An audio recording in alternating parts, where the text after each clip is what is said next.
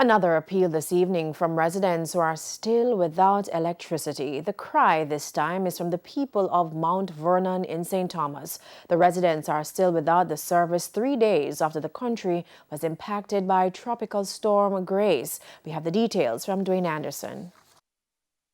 Residents of Mount Vernon in St. Thomas have been cut off from the outside world in more ways than one. The road leading into the community has been blocked by a landslide. Therefore, vehicles cannot readily access the community. It also means work crews from the Jamaica Public Service Company JPSCO are also having a hard time reaching the area to restore power. The residents showed us the utility lines that were disconnected by the falling trees.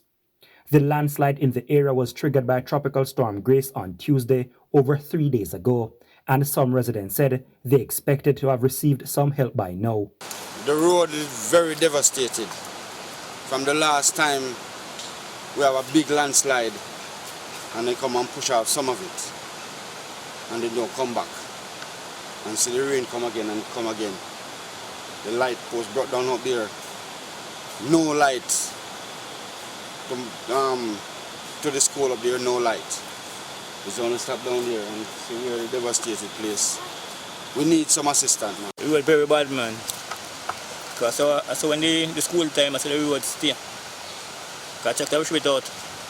Let me cut off and now they check to come shoot out right now. But while they wait for help, the losses are piling up, particularly for farmers. You see it? A banana we go for sell and we have to walk from our head. See there? Crate from our head. Yeah, it's really bad. Just a stone's throw away in the nearby communities of Moffat and Jones Pen, electricity was restored on Thursday. It is the classic case of so close, yet so far for residents of Mount Vernon.